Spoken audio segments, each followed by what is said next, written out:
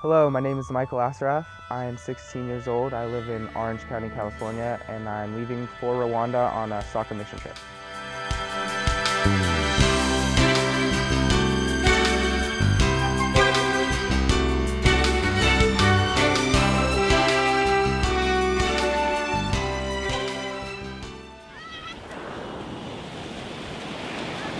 Michael and I were chatting and we were talking about how blessed we were with soccer and how much soccer had given us and our family. And I said, you know, Michael, we've got to figure out how you and I can give back and be more active. And we looked at the intersection of our passion for soccer, and Rick was talking a lot about Rwanda back then and the connection the church has with Rwanda, his heart for Rwanda. And it's just really a way to reach the kids, you know, find a common ground that we both have. And then eventually, once we, hang out with them a little bit, get to know them, we can bring in Christ, into their lives and teach them about that, because, everybody needs that. And it's a shame that they don't have the resources really to see a lot of that. It's really to minister to the children ages 5 to 18. As part of that, the orphans and vulnerable children, we call them OVC, we're going to be ministering to those children, the street children, and bringing them into this, into the clinics. And, as I'm telling the leadership over there and the pastors, the more the merrier. We're leaving the house tonight, 7 o'clock, and ready to go. We leave from LAX. We're flying into DC, and then from there we have about a 15-hour flight to Ethiopia. We're flying into Kigali from there, and then driving over to Kibuye. Our driver knew of a field that was kind of close by, so we stopped over there. It was a really great field.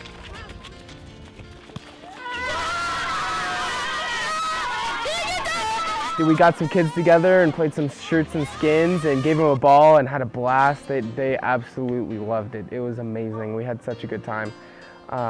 They just have a love for the game. Soccer ministry is all about, first off, the first thing you want to do is connect with the kids, right? That's bottom line. You need to connect with the kids, all right? So you can't share Christ with somebody who doesn't know you. You have to make a connection with them, and then once you gain their trust a little bit, that's when you start talking about God. But the ultimate goal is to bring them to Christ, to show them His love, and we do that through soccer. So we started off teaching some basic drills, dribbling, passing. They don't really get to learn the skills because they don't have the resources to know what's right and wrong with soccer, so that they can build skills. So we're showing the coaches some simple fundamental drills that they can teach the kids, that can get their footwork a little bit better so they can start playing on a bigger level and with more skill. We would, my sons would set up a line of about 14 cones across the whole field, on both sides, about 10 yards apart, get 2 kids behind each cone and start training. It was really neat to stand back and watch people understanding the drills, and it was just going like clockwork as time went on.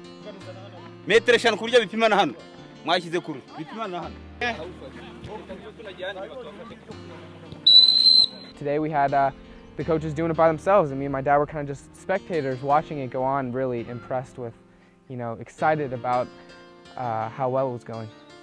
Before this whole experience, I was really blinded. Now that I can see, I was blinded to the way the rest of the world was. I was really sheltered in Orange County to the things that I had and the luxuries that I had that I took for granted. These people have very little, and it's sad to see that. And now, my main goal is to help them as much as I can, because I have the resources to help them, and I want to do that. It has changed me for life. My perspective is completely different. I want to do the best I can to help them out. Yes. Moso, good. Go straight. Nibziza. Good.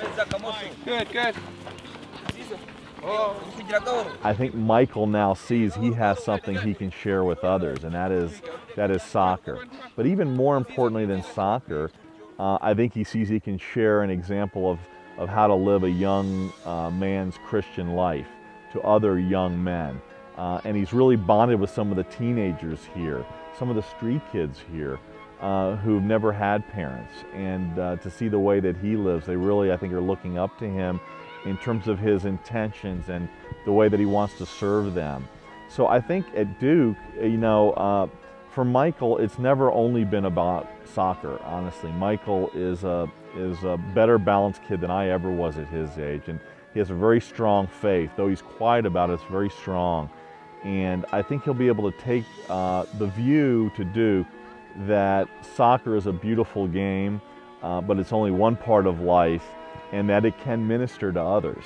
And he's already talking now about how he'd like to get some of his players, his friends at Duke, when he goes to play, over here and do some exhibitions for the kids, and how it could do two things: minister to the local children, but also minister to his buddies that he makes new friends with at Duke.